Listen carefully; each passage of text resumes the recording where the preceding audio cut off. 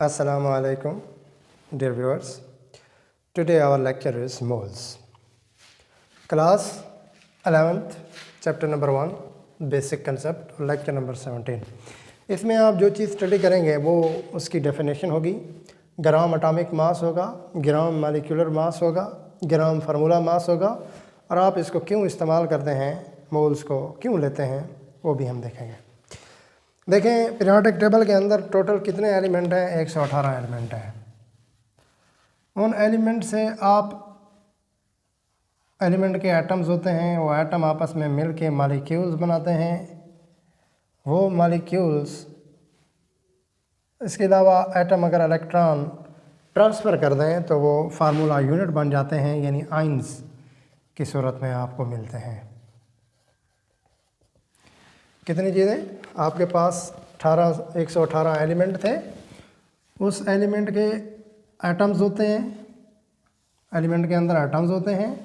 अब वो एटम अगर मिले, इलेक्ट्रॉन शेयर कर लें तो मॉलिक्यूल बन जाते हैं। अगर इलेक्ट्रॉन ट्रांसफ़र कर दें तो वो आइंस बन जाते हैं, यानी जिनको हम ट्रांसफ़र क्या चीज़ करेंगे? इलेक्ट्रॉन करेंगे, तो वो फार्मूला यूनिट कहलाए जाते हैं। यहाँ पर आइंस होते हैं और यहाँ पे। अच्छा, अब अगर आप इनके मासेस को ग्राम्स में ले लें, मॉलिक्यूल्स के मासेस को ग्राम्स में ले लें, फार्मूला यूनिट के मासेस को ग्राम्स में ले लें, तो वो मोल्स के बराबर होता है। यानी अगर आपने एटम्स के मासेस को ग्राम्स में लिया, आपने मॉलिक्यूल्स के मासेस को ग्राम में लिया, कोई मॉलिक्यूल था, कोई फार्मूला यूनिट था, उनके मासेस को आपने ग्राम में ले लिया, तो वो ग्राम्स का जो मास होगा वो मोलर मास कहलाया जाएगा। और वही मोलर मास दरअसल मोल्स होते हैं।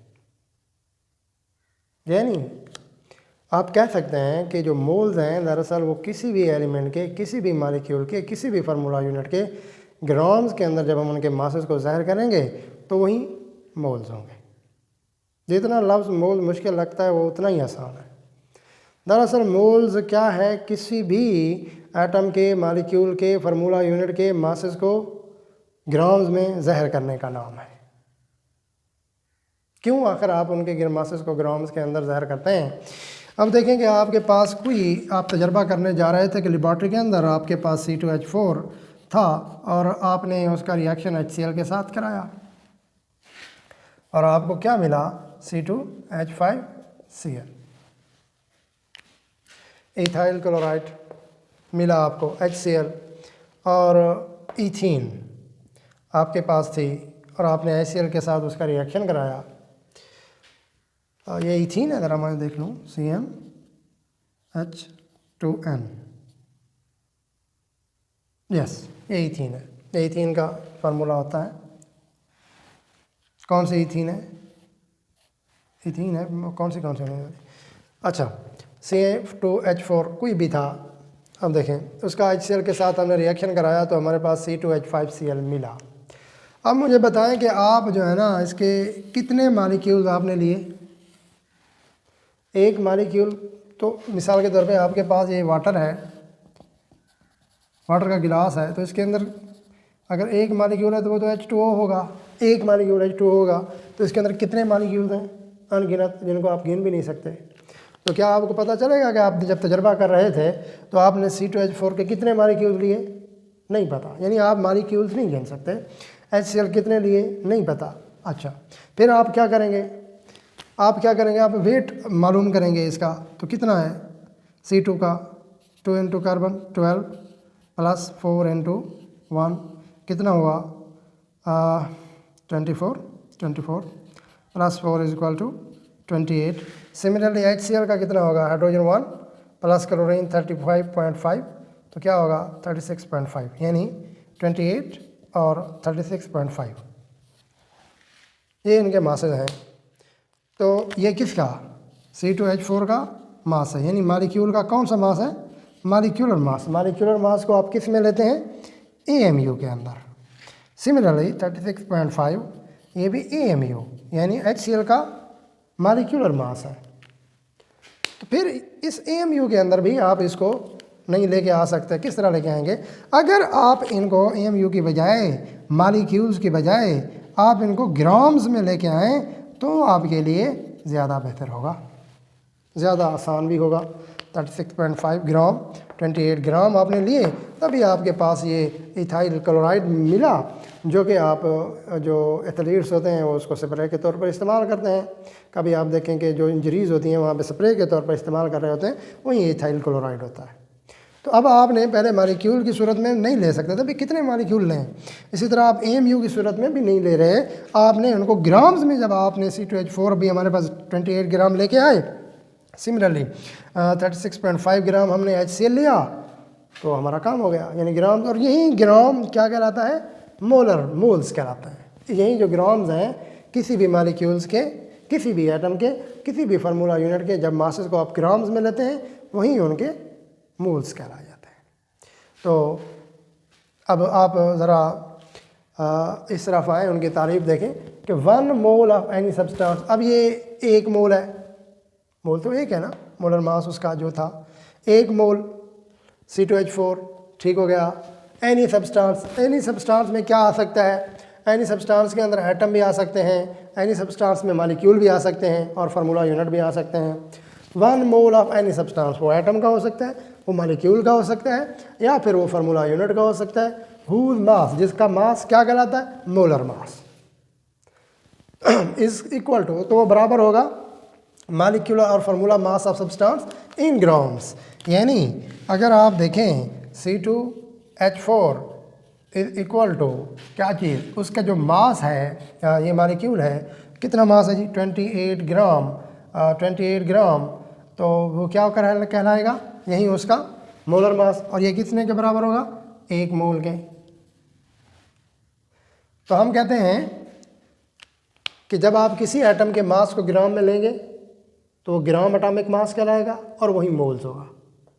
जब किसी मालिक्यूल्स के मास को आप जब ग्राम में लेंगे तो ग्राम मालिक्यूलर मास कहलाएगा और वही मोल्स होंगे। और किसी फार्मूला यूनिट के मास को जब आप ग्राम में लेंगे तो वही फार्मूला यूनिट मीन, जब आप किसी आइंस के मास को ग्राम में लेंगे वही फार्मूला यूनिट कहलाएगा और वही उसके मासेस होंगे। ज़रा देखें दोबारा नेक्स्ट, हम इस तरफ आते हैं अपना, हमने इसकी डेफिनेशन देख ली है। यानी कोई भी मोल था, मोल किसी एटम का हो सकता है, किसी मालिक्यूल का हो सकता है, किसी, और वो उसका जो जब आप मोल में लेंगे तो वो मोलर मास होगा, और मोलर मास हमेशा ग्राम्स के अंदर लिया जाता है। और molecular mass, atomic mass, formula mass किस में लेंगे? AMU के अंदर। मोलर मास किसी शय का, किसी मालिक्यूल का, वो किस में होगा? ग्राम्स के अंदर। ठीक है, ये आप इसका डिफरेंस आपको पता होना चाहिए। यानी अगर आपसे वो पूछते हैं एटॉमिक मास, क्या पूछते हैं? एटॉमिक मास पूछते हैं, तो किसका? कार्बन का। For example atomic mass of carbon क्या होगा? तो आप कहेंगे 12 AMU। तो अगर आपसे पूछते हैं मोलर मास ऑफ कार्बन क्या होगा, तो आप लिखेंगे 12 ग्राम। ठीक है, ये फ़र्क है। अगर सिमिलरली अगर आपसे पूछते हैं मालिक्यूलर मास ऑफ H2O, तो वो कितना होगा? 18 AMU। अगर आपसे पूछते हैं molar mass of H2O is equal to 18 gram. ठीक है, इसी तरह फार्मूला मास जब होगा तो NaCl का पूछेंगे। आप यहाँ तक देखें, molar mass of H2O is equal to 18 gram. अच्छा, formula mass of NaCl is equal to 58.5 AMU और molar mass of NaCl is equal to 58.5 gram. यानी जब आप मोलर मास, और ये फ़र्क होता है कि मोलर मास को, और वो मोल्स कितने के बराबर होगा? 1 मोल। 18 ग्राम कितने के बराबर होगा? 1 मोल। 20 ग्राम कितने के बराबर होगा? 1 मोल। जहाँ पे ग्राम आ रहा है वो मोल के बराबर है। तो इसका मतलब है किसी एटम के मास को जब आपने ग्राम में से रिप्रेजेंट किया वो मोल कहलाएगा। किसी मालिक्यूल के मास को जब आपने ग्राम से ज़ाहिर किया तो वो मालिक्यूलर मास कहलाएगा। इसी तरह फार्मूला मास को जब आपने ग्राम में ज़ाहिर किया तो वो उसका molar mass formula mass of NaCl कहलाएगा। अच्छा जी, अब यहाँ से आगे हम क्या पढ़ रहे थे? ग्राम एटॉमिक मास को ज़रा और ग्राम फार्मूला मास, अगर आपसे वो मोल्स पूछ लेता है कि आप मोल्स किस तरह किसी शाई के फाइंड आउट कर सकते हैं, सबसे पहले हम ग्राम एटॉमिक मास की बात करते हैं। किसी भी एटम के मास को ग्राम में ज़ाहिर करना ग्राम एटॉमिक मास कहलाया जाता है।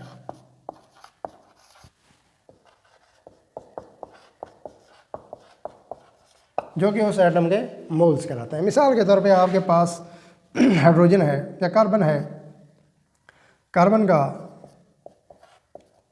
Atomic mass is equal to कितना? 12 mu, और कार्बन का molar mass is equal to 12 gram is equal to 1 mole. ठीक है। और आप किसी भी एटम के जब मोल्स फाइंड करेंगे तो हम क्या कहते हैं? Moles is equal to given mass divided by molar mass. वो किसके हो सकते हैं? वो किसी एटम के भी हो सकते हैं, वो किसी मालिक्यूल के भी हो सकते हैं, और वो किसी फार्मूला मास के भी हो सकते हैं। इसी तरह अगर आपके पास वो कहता है एटम की जगह मालिक्यूल देख लें, किसी भी मालिक्यूल के मास को ग्राम में ज़ाहिर करना ग्राम मालिक्यूलर मास कहलाया जाता है। Representation of masses of molecules in grams is called gram molecular mass. आप इसको अपने लफ्ज़ों में भी लिख सकते हैं इंग्लिश में जब बनाएंगे तो एग्जांपल यहाँ पे किसकी देते हैं? H2O की। कितना होगा? 18 ग्राम। 18 ग्राम तो H2O क्या लिखेंगे? H2O का मोलर मास, और वो कितने के बराबर होगा? 1 मोल के। अगर आपने फाइंड करना है इसका मोल्स तो given mass divided by molar मास किसी मालिक्यूल का होगा। इसी तरह अगर आपने फार्मूला मास पढ़ना है की तारीफ करनी है तो किसी भी फार्मूला यूनिट के मास को ग्राम में ज़ाहिर करना ग्राम फार्मूला मास कहलाया जाता है। किसी भी फार्मूला यूनिट के मास को ग्राम में ज़ाहिर करना ग्राम फार्मूला मास कहलाया जाता है, जो कि 1 मोल के बराबर होगा।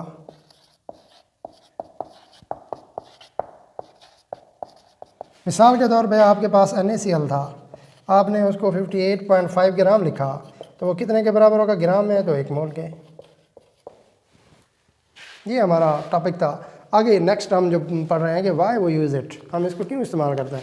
मैंने जो आपको रिएक्शन बताई उसमें मैंने आपको बताया कि हम ना तो AMU के अंदर ले सकते हैं, ना मालिक्यूल्स को गिन सकते हैं, हम ग्राम्स में लेके आएंगे। और ग्राम्स कि जब किसी भी आप शायद के मासेस को ग्राम्स में लेते हैं वो मोल्स हैं, इसलिए हमने मोल्स को लेके आए ताकि हम एटम के मासेस को ग्राम्स में ले सकें और अपने तजर्बात एक्सपेरिमेंट आसानी के साथ कर सकें। Thank you very much.